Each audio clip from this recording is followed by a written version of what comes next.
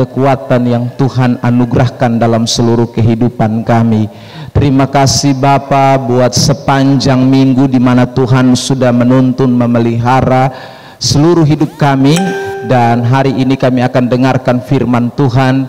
Biarlah Tuhan boleh berkenan berbicara, menyatakan, menyingkapkan setiap rahasia kebenaran firman Allah, sehingga kami semua yang hadir, kami boleh diberkati dan dikuatkan oleh setiap bagian-bagian kebenaran yang sebentar disampaikan. Terima kasih Tuhan Yesus. Roh Kudus, ambil alih jam pemberitaan ini dari awal, pertengahan sampai akhir. Dalam nama Tuhan Yesus Kristus kami sudah berdoa dan kami sambut firman Tuhan. Semua kita yang siap diberkati, sama-sama katakan amin. Baik Bapak Ibu Saudara yang dikasihi oleh Tuhan kita Yesus Kristus, pada pagi hari ini kita akan memperhatikan satu tema baru yang akan saya dan saudara perhatikan bersama, yaitu saya akan berbicara mengenai penderitaan, karena kita sebentar lagi akan ada di dalam Paskah, memperingati hari kematian dan juga kebangkitan Tuhan Yesus Kristus. Karena itu saudara, minggu-minggu yang beberapa ke depan ini hingga bulan April kita akan belajar dari tema ini tentang penderitaan, mulai dari Getsemani sampai ke Golgota. Ini tema besar yang akan kita perhatikan beberapa minggu ini, Bapak Ibu Saudara yang dikasihi oleh Tuhan. Nah, ketika kita berbicara tentang penderitaan yang Yesus alami, mulai dari Taman Getsemani sampai dengan Golgota, maka saudara, kita menemukan ada 10 rute perjalanan Yesus yang kita sering sebut dengan Via Dolorosa.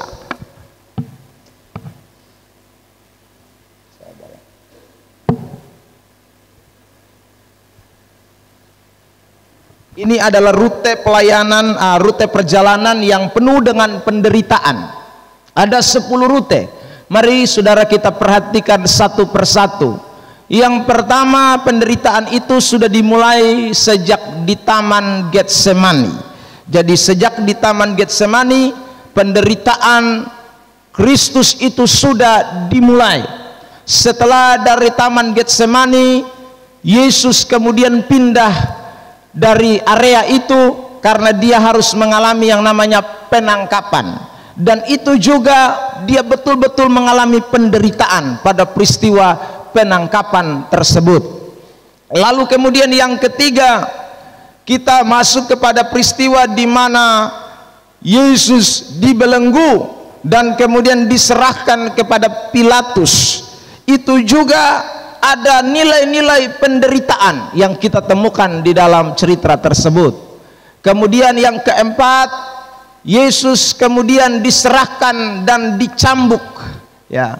Kemudian dia dicambuk, lalu kemudian dia dimahkotai dan diberi jubah ungu, lalu kemudian dia memikul salibnya, lalu yang berikutnya lagi tangan dan kakinya dipaku, lalu berikutnya lagi disalibkan, saudara, lalu berikutnya lagi dia ditinggalkan oleh Bapa, lalu dia juga menyerahkan nyawanya.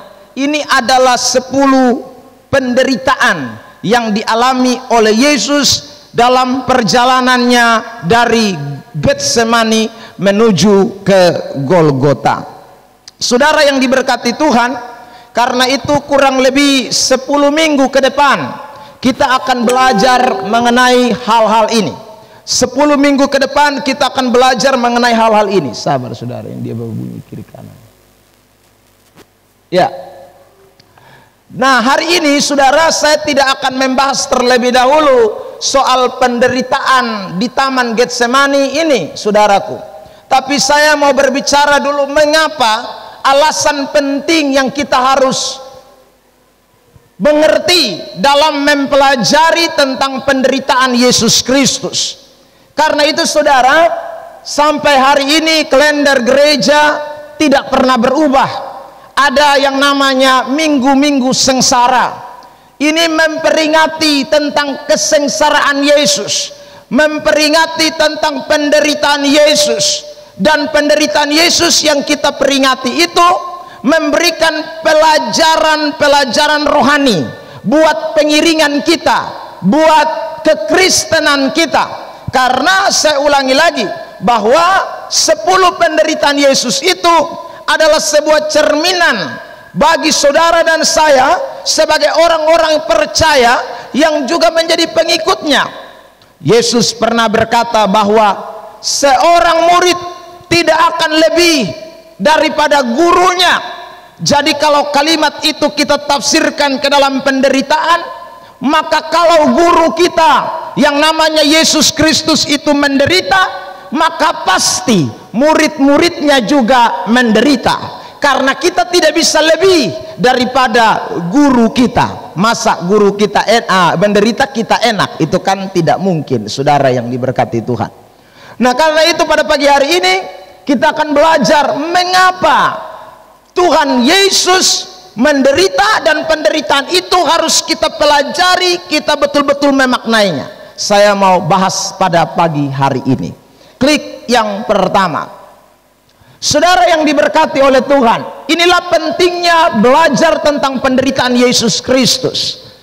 Yang pertama, karena orang Kristen juga harus menderita. Siapapun kita yang telah mengikrarkan diri menjadi orang Kristen pasti menderita, harus menderita.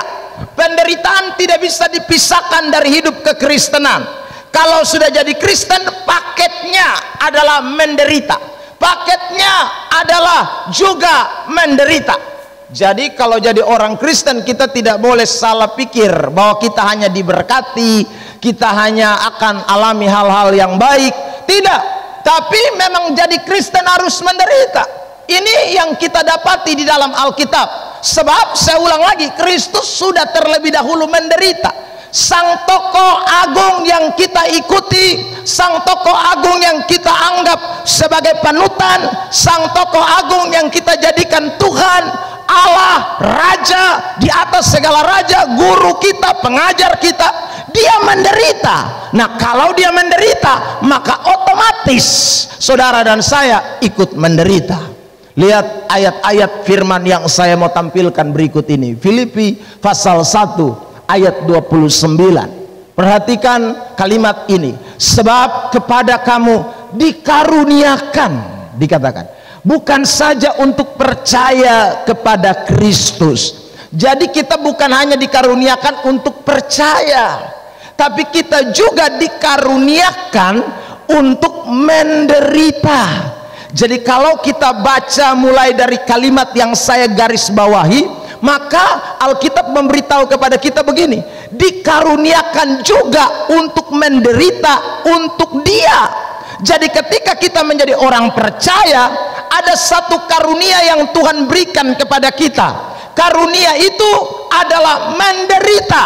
Yang namanya karunia itu adalah sebuah pemberian kepada kita. Jadi kalau kita menderita, itu bukan sesuatu yang baru kita alami, atau sesuatu yang tidak masuk akal, sesuatu yang mengherankan, sesuatu yang membuat kita bingung. Tidak, tapi penderitaan itu adalah bagian dari kasih karunia Allah di dalam hidup kekristenan. Ayat yang berikut ini juga mengatakan hal yang serupa. 1 Petrus 2 ayat 21. Sebab untuk itulah kamu dipanggil, untuk itulah kamu dipanggil, karena Kristus pun telah menderita. Jadi Yesus sudah menderita, karena itu kita juga dipanggil untuk apa? Untuk kamu, dan untuk kamu dikatakan meneladani, mengikuti jejaknya. Ikuti jejak yang mana? Saudara lihat ayat berikutnya, dikatakan begini dalam suratan 2 Timotius 3 ayat 12. Memang setiap orang yang mau hidup beribadah di dalam Kristus Yesus akan menderita. Saya tidak usah tambah itu kata aniaya, akan menderita. Jadi orang kalau ikut Yesus akan meneladani jejak Yesus. Jejak Yesus itu apa? Jejak Yesus itu adalah penderitaan. Jejak Yesus itu bukan bikin mujizat. Jejak Yesus itu bukan berkat-berkat. Jejak Yesus itu bukan sekali lagi tanda-tanda heran. Tapi jejak Yesus yang harus kita ikuti menurut ayat yang tadi kita baca dalam suratan 2 Petrus adalah menderita. Makanya kalau jadi orang Kristen tidak mau menderita, dia sebenarnya bukan orang Kristen. Ya. Kalau jadi orang Kristen tapi tidak mau mengalami penderitaan, itu bukan orang Kristen. Orang Kristen itu harus siap menderita. Saudara yang diberkati Tuhan. Apalagi dikatakan dalam ayat ini hidupnya beribadah. Jadi kalau semakin saudara setia ibadah, saudara harus ingat bahwa kita juga harus diperhadapkan dengan penderitaan lepas penderitaan. Itulah yang kita sedang peringati dalam minggu-minggu sengsara, sehingga pikiran kita dibukakan kembali. Kalau saya diizinkan Tuhan mengalami penderitaan, mengalami kesulitan hidup, mengalami tantangan, mengalami berbagai hal yang mungkin saudara dan saya tidak pernah pikirkan sebelumnya, tapi Tuhan izinkan itu terjadi, maka itu adalah kasih karunia yang Tuhan berikan. Itu adalah efek daripada kita mengikuti jejak Tuhan. Itu adalah akibat dari saudara menjadi orang yang beribadah kepada Allah. Akibatnya kita harus menderita. Akibatnya kita harus menderita. Saudara, kalau kita membaca suratan Petrus, maka Rasul Petrus itu membagikan dua bagian daripada penderitaan. Penderitaan yang pertama adalah penderitaan disebabkan oleh dosa. Kalau penderitaan disebabkan oleh dosa, itu akibat daripada kita bukan ikut Yesus saja.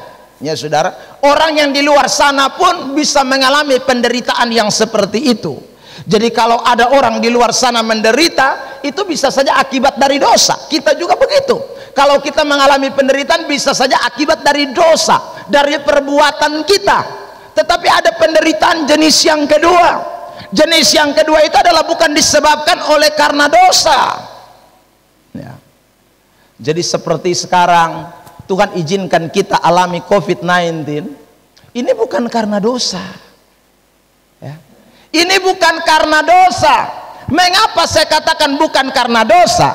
Karena Alkitab sudah berkata dalam suratan, dalam kitab 2 Tawarik pasal 7 ayat 14, kalau umatku yang atas namaku merendahkan diri, dikatakan berdoa, mencari wajahku, dan berbalik dari jalan-jalannya yang jahat, dikatakan, maka aku akan mengampuni mereka dan memulihkan.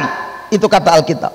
Jadi kalau saudara yang diberkati Tuhan, corona itu hanya karena akibat dosa, maka sudah pasti hanya cari orang-orang berdosa saja, hanya cari orang-orang yang hidupnya jahat saja, hanya cari orang-orang yang hidupnya tidak beribadah saja, maka dia hiki sandong. Tapi saudara, kita lihat bahwa corona ini terjadi, bahkan pendeta sekian banyak harus mati.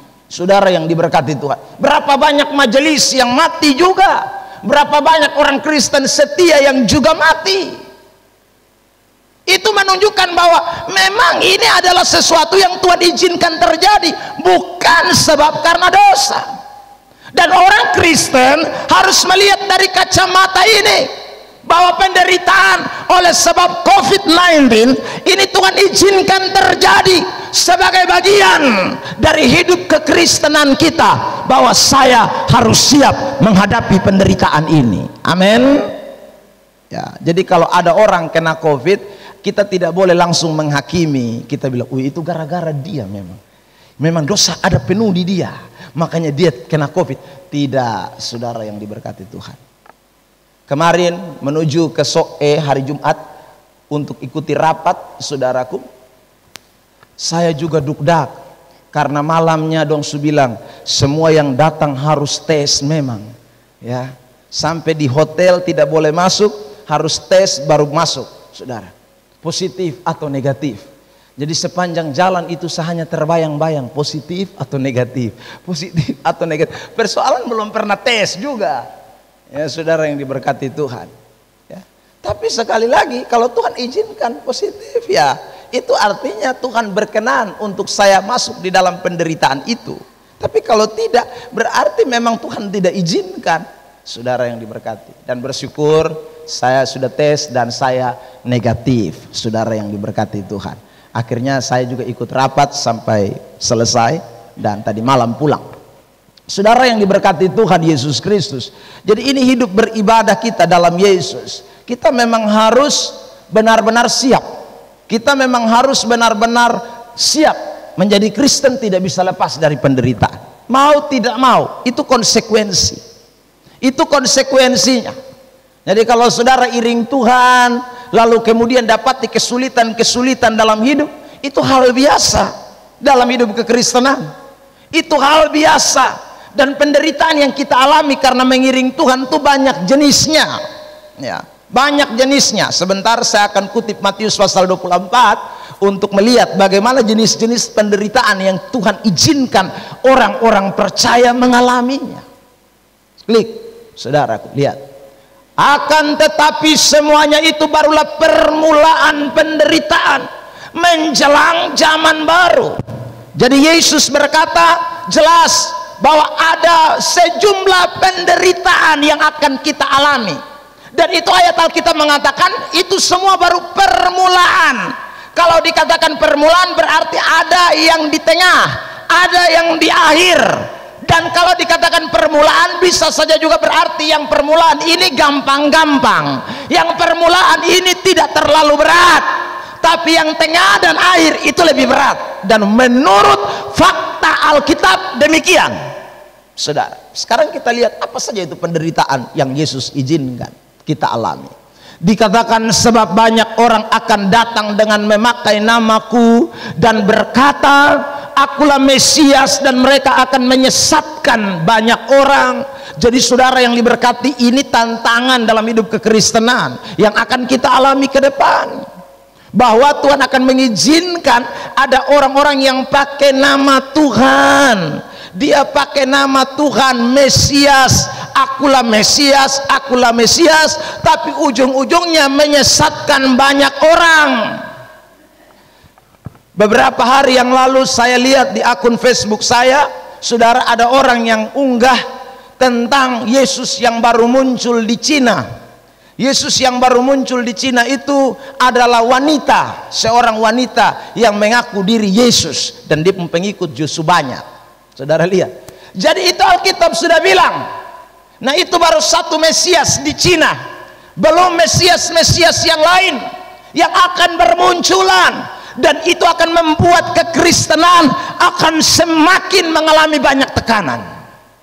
Lihat ayat berikutnya. Kamu akan mendengar deru perang, kabar-kabar tentang perang. Namun berawas-awaslah, jangan kamu gelisah, sebab semuanya itu harus terjadi, tetapi itu belum kesudahannya. Jadi ayat Alkitab ini menunjukkan kepada kita bahwa akan terjadi perang. Kabar-kabar tentang perang kita akan dengar, saudaraku. Ini hari-hari ini juga sudah mulai terjadi. Lanjut ayat 7. Bangsa akan bangkit melawan bangsa, dan kerajaan melawan kerajaan. Akan ada kelaparan dan gempa bumi di berbagai tempat. Itu baru permulaan dikatakan, ya. Bangsa bangkit melawan bangsa, kerajaan melawan kerajaan. Ada kelaparan, ada gempa bumi. Itu juga dikatakan baru permulaan. Lanjut ayat yang ke-9. Pada waktu itu kamu akan diserahkan supaya disiksa, dan kamu akan dibunuh dan akan dibenci semua bangsa oleh karena namaku. Wah, saudara yang diberkati Tuhan, ini tidak gampang ini. Jadi kalau permulaan saja modelnya seperti ini, apalagi pertengahan. Saudaraku yang diberkati, jadi kalau sekarang kita baru alami penderitaan sedikit-sedikit, baru dibenci tetangga, wah gampang, itu belum apa-apa. Dibenci nanti satu bangsa, saudaraku, semua bangsa, bukan satu bangsa saja, semua bangsa akan benci kita. Kalau kita baru dibenci 2-3 orang, wah itu biasa. saudara, baru disiksa 2-3 orang, biasa. Itu bukan sesuatu yang menakjubkan, karena Alkitab sudah memberitahu kepada kita bahwa kalau kita ikut Tuhan memang menderita dan puncaknya ngeri, saudaraku. Jadi kita harus siap menghadapi situasi-situasi model seperti ini. Kalau kita tidak siap, waduh berat ya. Kalau di Alkitab, saya kemarin menyampaikan firman, saudaraku, di hari Kamis itu tentang siap menghadapi hal-hal penderitaan ini. Satu jemaat yang luar biasa, satu jemaat Tesalonika ya.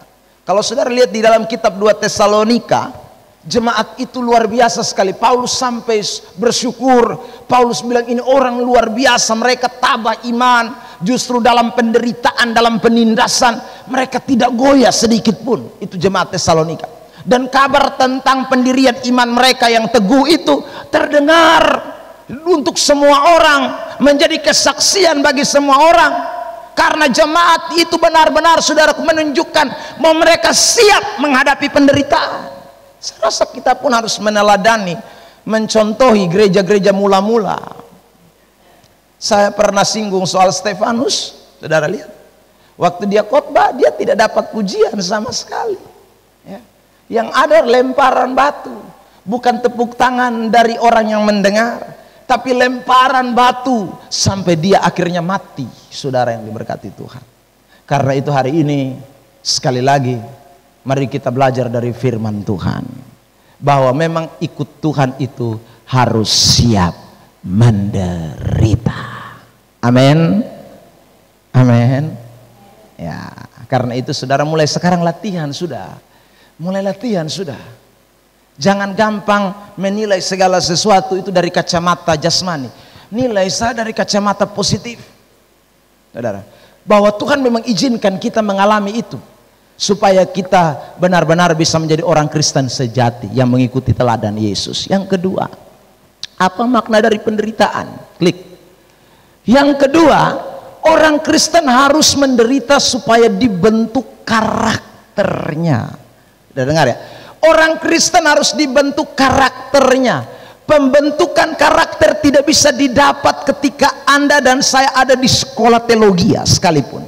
Tidak kita dapat waktu kita, saudaraku, dinasehati saja. Ketika kita diberikan petua-petua, pembentukan karakter kekristenan itu lebih pada penderitaan.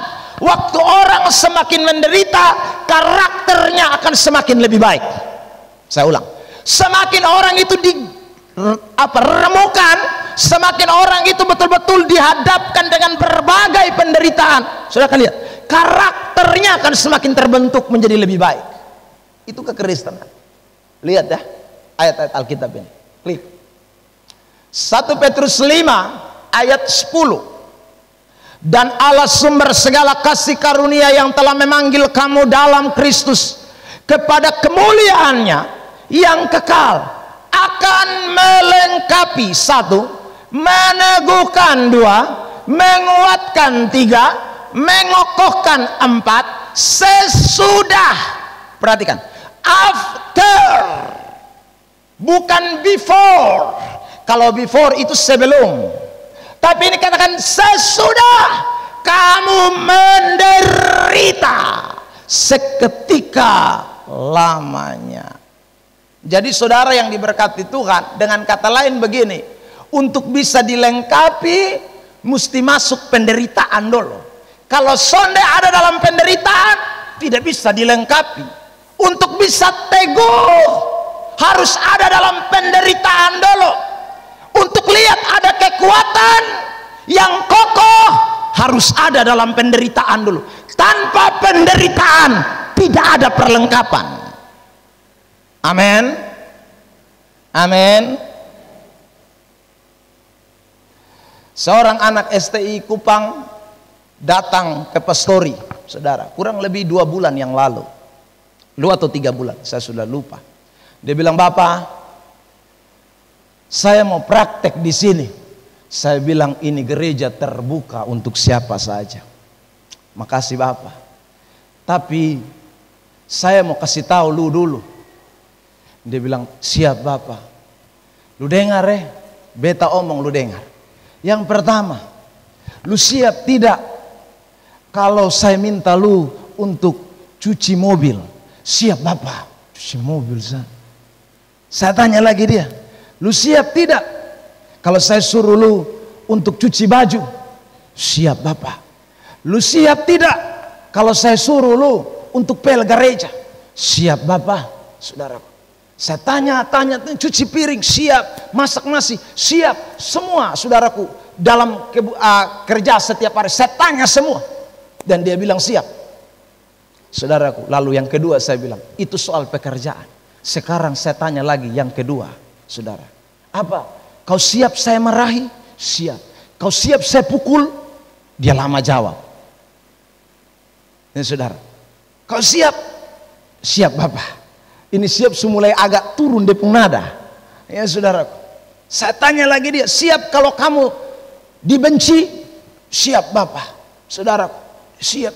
Saya bilang bagus. Kalau begitu pulang, ambil bajumu, datang. Saudaraku, tapi dia tidak datang sampai ini hari. Saudara yang diberkati Tuhan, kenapa?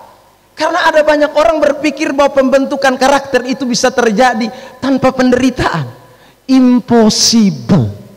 Tidak mungkin. Karakter Anda hanya akan terbentuk waktu ada dalam penderitaan. Itu Alkitab omong. Jadi kalau baca Alkitab, lihat baik-baik. Makanya waktu kalau Tuhan izinkan kita menderita, lihat, Tuhan mau kita dilengkapi. Kalau Tuhan mengizinkan kita menderita, Tuhan mau kita diteguhkan. Kalau kita menderita, Tuhan mau kita dikuatkan. Sebab tanpa penderitaan tidak ada pembentukan karakter. Itu Anda mesti dengar, saudara yang diberkati Tuhan. Makanya orang Kristen beda. Waktu ada dalam penderitaan, dia sukacita. Saudara ingat kan Lukas pasal 9 ayat 60, waktu orang ikut dia, Yesus, saya mau ikut engkau. Apa yang Yesus bilang? Saudaraku, serigala punya liang, burung punya sarang, anak manusia tidak punya tempat untuk meletakkan kepala. You mau ikut? Saudara, wah itu kata-kata penderitaan. Mau ikut aku? Oke, jangan menoleh ke belakang. Saudara, lihat di depan. Orang yang menoleh ke belakang kalau dia mau membajak tidak layak, kata Alkitab. Wih, ini berarti menderita, saudara. Lalu dikatakan juga, kalau kamu mau ikut aku, biarkan orang mati, kubur orang mati. Wih, itu berarti mesti tinggal keluarga. Tidak enak, penderitaan. Saudara yang diberkati Tuhan. Tapi kenapa Tuhan omong begitu? Karena waktu orang ada dalam penderitaan, dia dilengkapi, dia diteguhkan, dia dikuatkan, dia kokoh. Ulang-ulang kali kan saya kasih contoh senior kita, gereja sidang jemaat Allah perjanjian baru, pendeta John Aduk, bagaimana cara mendidik anak-anak. Saudara lihat, itu hanya satu, karena masalah pembentukan karakter, bukan karena kebencian, tapi itu karena Alkitab omong. Beras tidak ada, ada beras, tapi dia mesti bikin supaya ini anak-anak menderita. Kenapa? Supaya mereka dilengkapi. Tidak bisa kalau tidak tanpa penderitaan, harus lewat penderitaan. Itu kekristenan, Bapak Ibu Saudara. Jadi kita punya lini masing-masing. Saya sebagai hamba Tuhan punya lini itu, punya bagian itu. Saudara sebagai jemaat pun punya bagian penderitaan. Saya tidak bisa jadi gembala yang diperlengkapi, tidak bisa jadi gembala yang kuat, tidak bisa jadi seorang pelayan Injil yang kokoh kalau saya juga tidak ada dalam penderitaan. Sebaliknya juga begitu dengan saudara sebagai jemaat. Sama-sama kita kekristenan, hanya beda di jobnya, hanya beda di bagian-bagian kita saja. Jadi saudaraku, porsi penderitaan Tuhan kasih buat kita semua, dan kita harus siap. Karena tidak ada pembentukan karakter lewat, saudaraku, berkat. Tidak ada pembentukan karakter, itu hanya lewat penderitaan. Lihat ayat berikut, saudara lihat, Roma 5 ayat 3. Dan bukan hanya itu saja, kita malah bermegah juga dalam kesengsaraan kita. Karena kita tahu, kenapa kok kita bermegah dalam penderitaan, dalam kesengsaraan?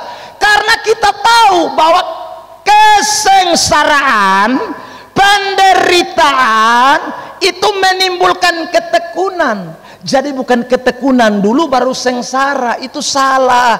Sengsara dulu baru bisa tekun. Saudara yang diberkati Tuhan. Jadi tidak ada ketekunan tanpa kesengsaraan. Kalau ada orang tekun tanpa kesengsaraan, itu semua orang bisa. Saudara yang diberkati Tuhan. Tapi dalam kekristenan beda. Ketekunan itu dinilai Tuhan saat orang ada dalam kesengsaraan. Lanjut ayat 4. Dan ketekunan itu menimbulkan tahan uji. Tahan uji menimbulkan pengharapan. Jadi pengharapan itu titik terakhir Bapak Ibu Saudara. Pengharapan itu bisa saja kita ganti dengan kata masa depan. Pengharapan itu bisa saja kita ganti dengan kesuksesan. Saudaraku, kesuksesan masa depan ada di terakhir. Pertamanya apa? Sengsara dulu, karakter dibentuk dulu. Tidak bisa kalau tidak. Tahan uji dulu, baru bisa kan, saudara. Makanya orang Kristen mesti siap mengalami penderitaan. Minggu-minggu sengsara yang kita sedang rayakan hari-hari ini, sekali lagi harus mengubah persepsi kita soal penderitaan. Jadi kalau Tuhan izinkan kita masuk kepada dapur penderitaan, itu berarti kita sedang, Tuhan mau karakter-karakter kita dikikis. Karakter-karakter kita yang tidak baik itu dihancurkan, supaya kita menjadi orang-orang yang lebih baik lagi. Itu firman Allah.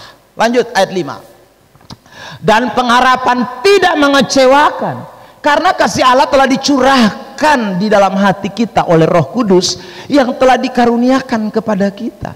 Kenapa kok waktu kita ada di dalam kesengsaraan kita bisa berpikir bahwa itu akan menimbulkan ketekunan, tahan uji, lalu menghasilkan pengharapan?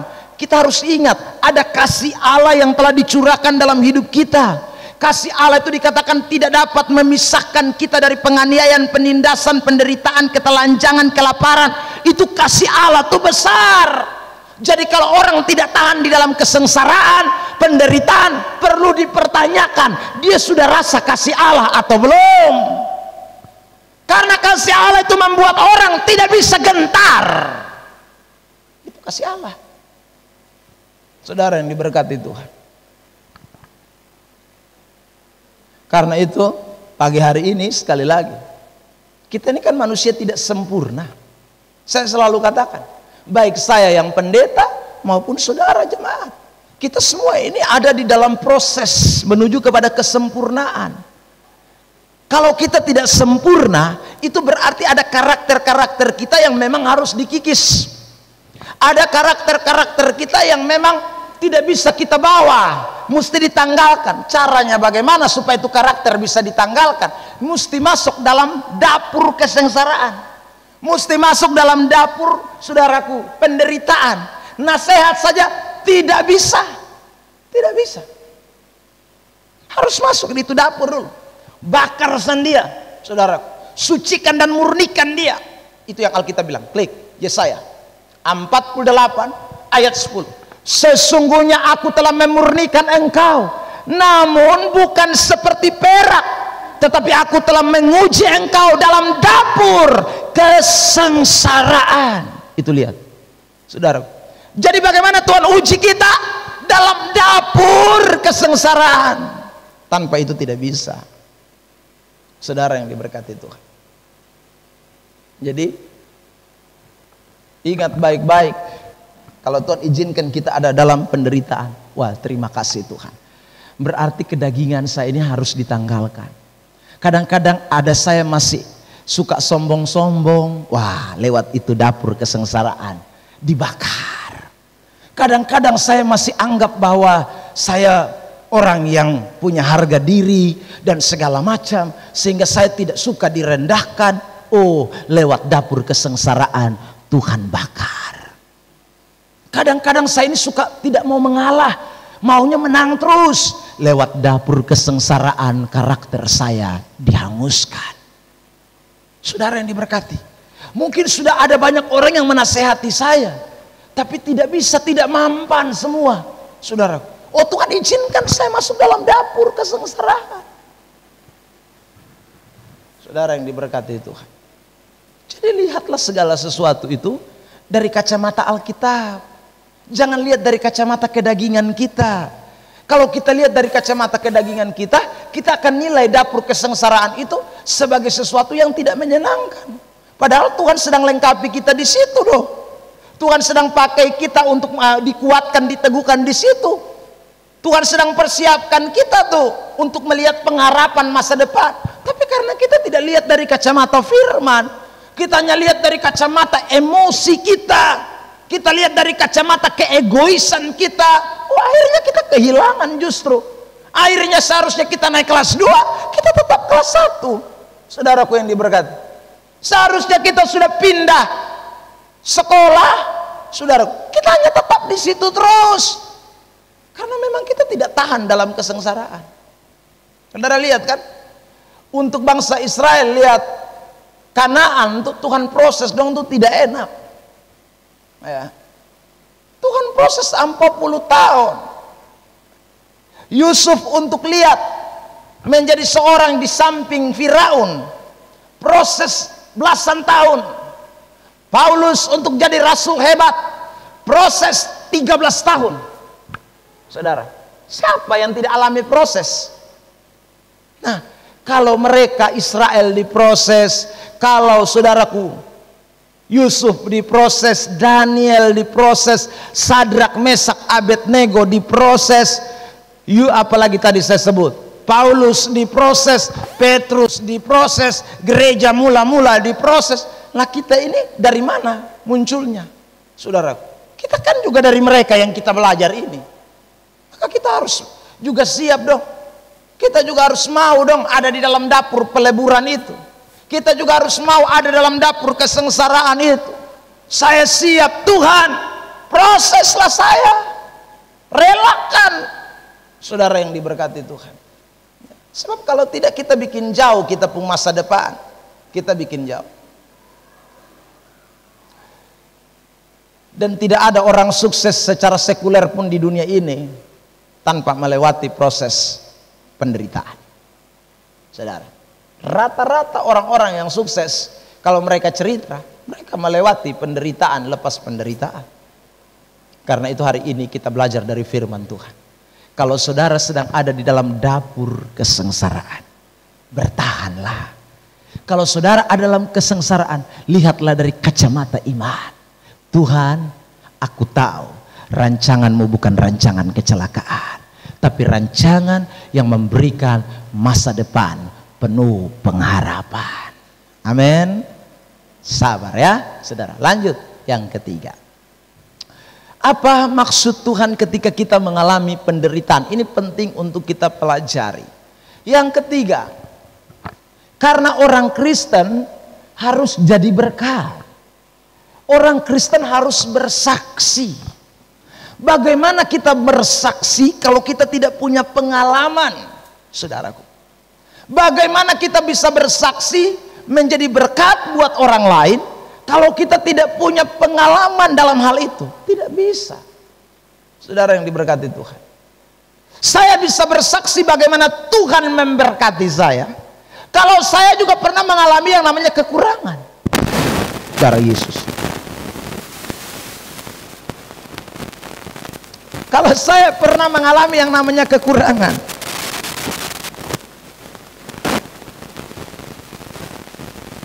sabar.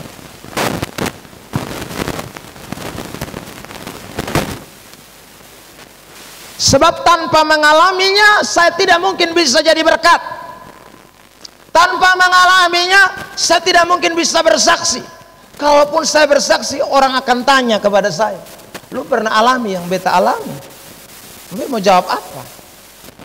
Saudaraku,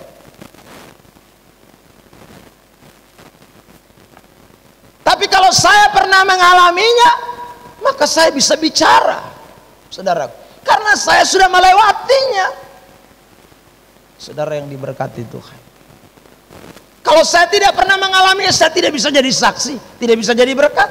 Orang hanya akan bilang, itu lu memang mau buat supaya orang lain yang saudaraku alami, tapi lu omong enak sah. Tidak. Tapi kalau kita mengalami, kita betul-betul bisa membagikan pengalaman-pengalaman kita kepada orang lain. Saudara yang diberkati.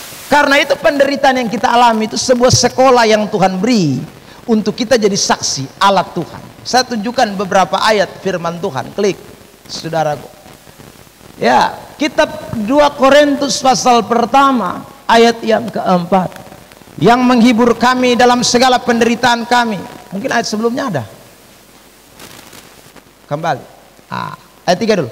Terpujilah Allah Bapa Tuhan kita Yesus Kristus, Bapa yang penuh belas kasihan dan Allah sumber segala penghiburan. Terus lanjut ayat 4. Yang menghibur kami dalam segala penderitaan kami, sehingga kami sanggup menghibur mereka. Sudah lihat. Jadi karena dia sudah dapat penderitaan, lalu Tuhan hibur dia, sekarang dia bisa omong. Orang yang lagi menderita, dia hibur mereka yang berada dalam bermacam-macam penderitaan dengan penghiburan yang kami terima sendiri dari Allah. Jadi kami sudah terima itu penghiburan waktu kami alami penderitaan. Makanya kami bisa omong kepada yang lain yang baru saja mengalami penderitaan. Itu bahasa yang mungkin lebih sederhana. Saudara yang diberkati, Paulus bisa menasehati jemaat Korintus karena dia sudah alami. Saya sudah pernah alami penjara, sudah. Alami yang namanya, saudara, apalagi telanjang, sudah. Pernah alami yang namanya lapar, sudah. Alami dipukul orang, sudah. Saya sudah alami. Paulus. Jadi ketika itu dia menasehati kepada jemaat yang di Korintus supaya juga lihat kepada Kristus yang memberikan penghiburan kepada kami. Jadi saudara yang diberkati Tuhan, makanya saya selalu nasihati saudaraku, anak-anak saya, saudaraku yang diberkati Tuhan, dan juga beberapa mahasiswa yang pernah ada, saya selalu memberikan contoh yang saya pernah alami dalam pelayanan dalam hidup saya, saudara. Karena saya tahu bahwa itu mendatangkan kebaikan. Entah dong mau terima atau sonde, beta sampaikan, ya, saya ajarkan. Saudara,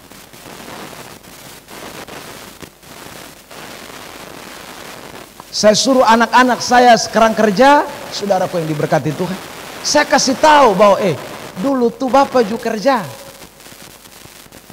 lupung nenek tuh jahat, kalau pukul ketong pakai selang. Saudara, saya kasih tahu, tambah lagi dengan depung mama datang, saudara, mama besarnya datang, kasih tahu lagi, lupung bapak dulu masih SD jual kue keliling kampung, kue.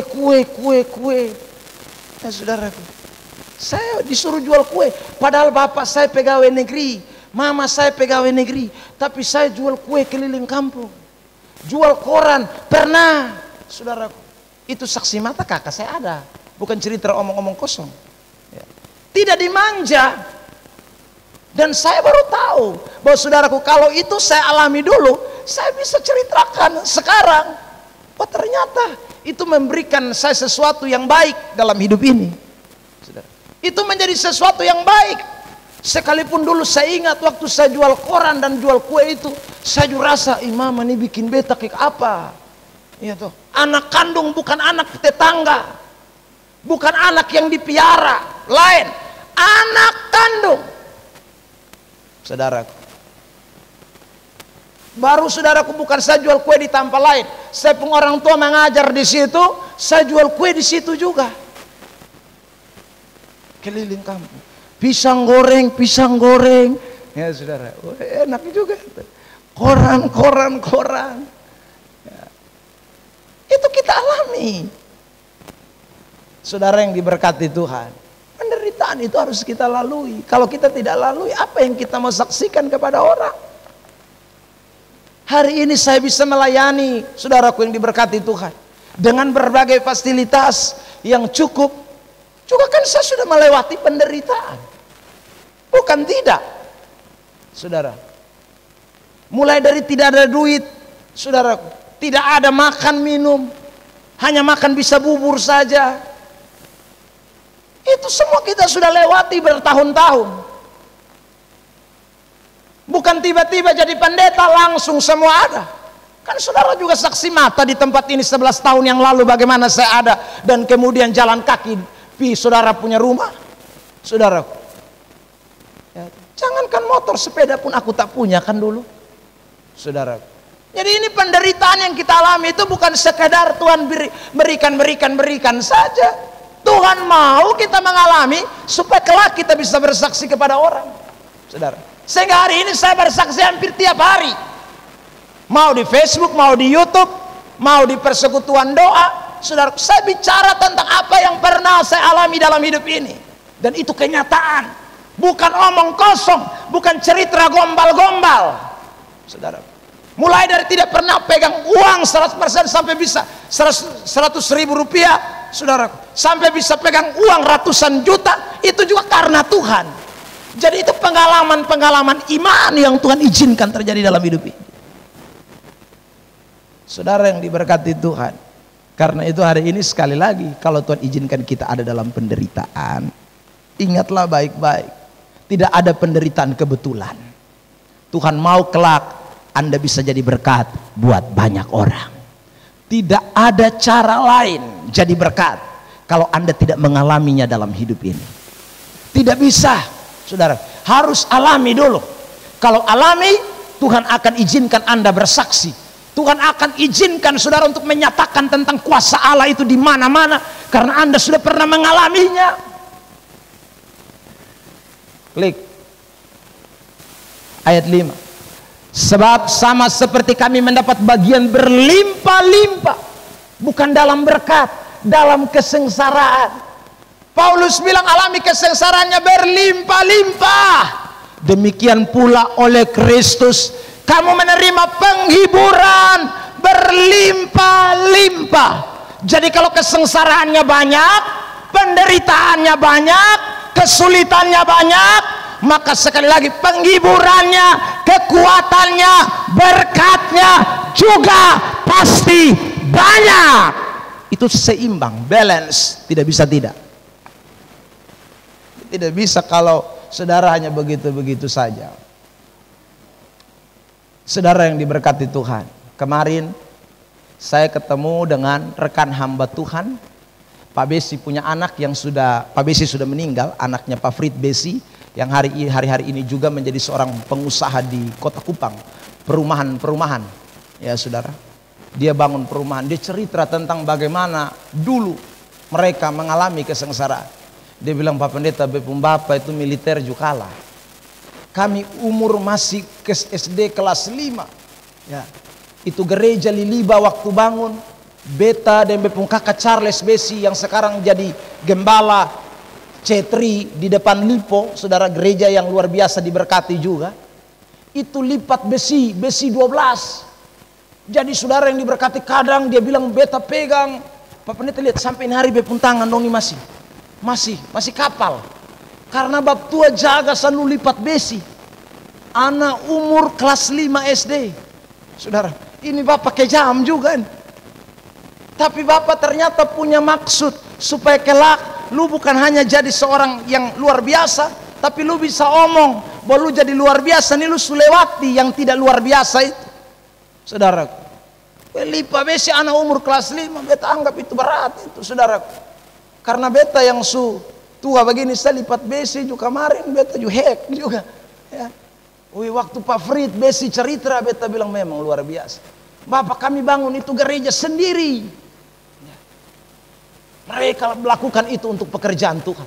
Kalau untuk Tuhan, sekali lagi lihat, penderitaan memang dialami, proses dialami, tapi lihat semuanya jadi luar biasa. Sekarang Pak Charles bisa jadi seorang gembala besar di Kota Kupang. Pak Frit bilang waktu bapak mati, gereja serahkan di beta, tapi beta tahu bahwa beta bukan panggilan jadi pelayan Tuhan. Beta seorang bisnismen, tapi beta tetap dukung pekerjaan Tuhan. Saudara, mereka menjadi orang-orang yang luar biasa, tapi mereka telah melewati kelas penderitaan. Mereka melewati kelas penderitaan. Saudara yang diberkati, karena itu hari ini pelajaran-pelajaran nyata yang kita sedang dengar. Marilah kita mulai lihat dari kacamata yang benar, dari kacamata Alkitab. Kita tidak mungkin bisa bersaksi kepada orang kalau kita menderita kita tidak mampu. Saudaraku yang diberkati, tapi kita akan bersaksi kepada banyak orang kalau kita bisa melewati sejumlah penderitaan. Ya, oke. Klik. Ayat 6, ini sudah ayat terakhir. Jika kami menderita, hal itu menjadi penghiburan dan keselamatan kamu. Jika kamu dihibur, maka hal itu adalah untuk penghiburan kamu, sehingga kamu beroleh kekuatan untuk didengar. Dengan sabar menderita kesengsaraan yang sama seperti yang kami derita juga. Terus ayat 7, dan pengharapan kami akan kamu adalah teguh, karena kami tahu bahwa sama seperti kamu turut mengambil bagian dalam kesengsaraan kami, kamu juga turut mengambil bagian dalam penghiburan kami. Lanjut, terakhir kesimpulan buat kita hari ini. Karena itu, melalui minggu-minggu sengsara ini, kita harus semakin memahami arti pengiringan kita di dalam Yesus. Pengiringan kita dalam Yesus bukan hanya dalam konteks yang menyenangkan. Saya ulang, pengiringan kita dalam Yesus tidak hanya dalam konteks yang menyenangkan, tapi pengiringan kita dalam Yesus itu ada pada konteks dapur kesengsaraan, dapur penderitaan. Karena itu siaplah dalam menghadapi penderitaan hidup, karena hanya dengan penderitaan Anda akan menjadi pelayan Tuhan yang sejati. Anda akan menjadi pengikut Tuhan yang sejati. Yang kedua, hanya dengan penderitaanlah karakter kita menjadi terbentuk dengan lebih baik. Hanya dengan penderitaanlah, yang ketiga, saudara dan saya benar-benar menjadi orang Kristen yang dapat menjadi berkat, menjadi saksi buat banyak orang. Tuhan Yesus memberkati kita dengan firman Tuhan. Haleluya. Mari kita bersyukur buat kebenaran firman Allah ini, saudara yang diberkati Tuhan.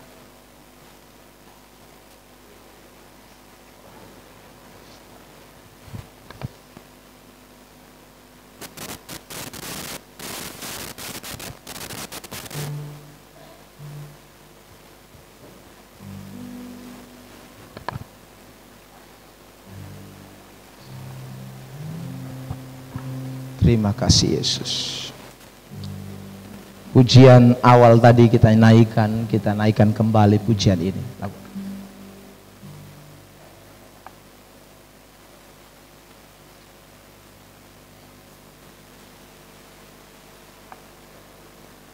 Rohmu yang hidup penuhiku.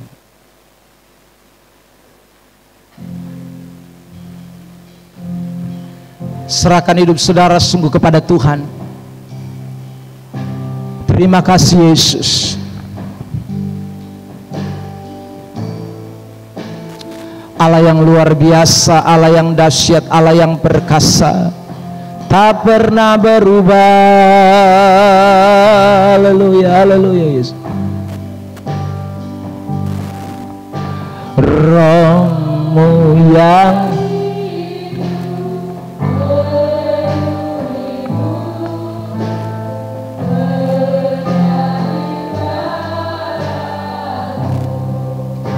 Oh Jesus, ku bersama dalam naungan-Mu.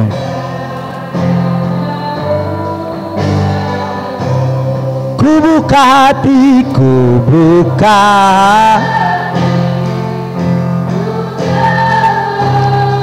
berserah penuh di hadirat-Mu. Kau ambil alih, haleluya, seluruh hidupku di altar-Mu, menyembah-Mu. Oh haleluya, Rohmu yang kudus, amin. Rohmu yang pulihkanku, Engkaulah damaiku. Ku siap terima, ku hidup anugerah-Mu Tuhan, yang menyertaiku Tuhan, Mari kita semua bangkit berdiri di hadirat Tuhan. Oh, kubuka untuk jamahanmu, berserah penuh di hadiratmu Tuhan. Kau ambil alih seluruh hidupku di altarmu, menyembahmu. Ku buka hati untuk jamahanmu, berserah penuh di hadiratmu. Amin, amin. Oh, kau ambil seluruh hidupku. Amin, amin. Mari kita buka hati dengan sungguh di hadirat Tuhan. Ku buka hati. Haleluya, haleluya. Berserah di hadiratmu. Kau ambil alih seluruh hidupku di altarmu. Terima kasih Tuhan, kami menyembahmu Yesus. Musik tetap mengalunkan pujian ini. Saudara dengarkan baik-baik. Biarkan Roh Kudus itu mengambil alih seluruh hidup kita. Karena waktu Roh Kudus ambil alih dalam hidup saudara dan saya, Alkitab tadi mengatakan dengan jelas dalam Roma pasal yang kelima, ayat yang kelima, di sana dikatakan bahwa kasih Allah itu dicurahkan di dalam Rohnya yang kudus. Melewati Roh Kudus itu kasih Allah dinyatakan dalam hidup saudara dan saya. Karena itu saudara, waktu kita melihat ada kekuatan Roh Allah itu bekerja dalam hidup kita, maka waktu kita ada dalam dapur kesengsaraan, kita akan menjadi orang-orang yang mengerti apa arti pentingnya sebuah kesengsaraan. Kita mengerti apa arti pentingnya sebuah penderitaan yang Tuhan izinkan kita alami, sehingga kita tidak menjadi orang-orang Kristen yang cengeng, yang menyerah, yang putus asa, yang kecewa, yang bahkan mempersalahkan orang lain ketika kita sedang diperhadapkan dengan penderitaan dan kesengsaraan. Dengar baik firman Allah hari ini saudara, karaktermu tidak akan pernah berubah. Anda akan kehilangan pengharapan dan masa depan. Anda akan kehilangan untuk menjadi berkat, menjadi saksi apa yang kita mau bicara di tengah-tengah dunia. Kalau kita sendiri hanya hidup dalam hedonisme, hanya hidup dalam kesenangan, hanya hidup dalam segala hal yang tidak pernah kita lewati penderitaan-penderitaan itu, maka Anda tidak bisa bicara di tengah-tengah dunia. Hanya orang-orang yang pernah melewati kesengsaraan yang bisa bicara tentang itu. Haleluya Yesus. Ku buka hati, serahkan hidup saudara di hadiratnya Tuhan. Katakan, biar Tuhan ambil alih kehidupan saya. Amin. Di altarmu menyembah, ku buka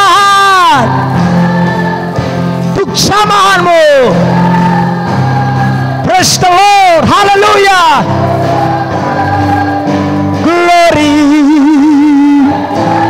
Kau ambil alih seluruh hidupku, di altarmu menyembahmu,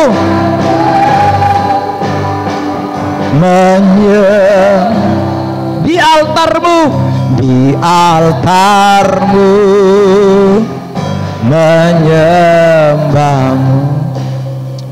Terima kasih Tuhan Yesus Kristus, Allah yang luar biasa, Allah yang perkasa, Allah yang dahsyat. Kami bersyukur buat apa yang Tuhan sampaikan, bicarakan buat kami pagi hari ini. Kami sedang memperingati minggu-minggu sengsara Yesus Kristus yang menjadi contoh teladan buat kami juga yang menjadi pengikutnya. Dan hari ini kami belajar tentang betapa pentingnya penderitaan itu. Biarlah semua kami dibawa kepada pemahaman ini Tuhan. Ajar kami semua.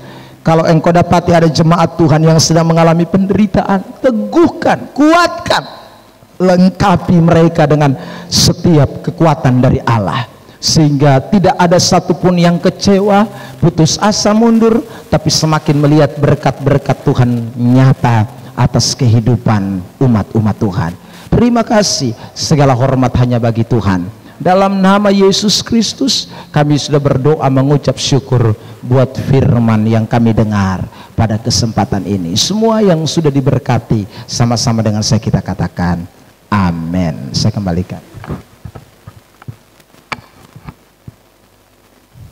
Tiba waktunya kita akan memberikan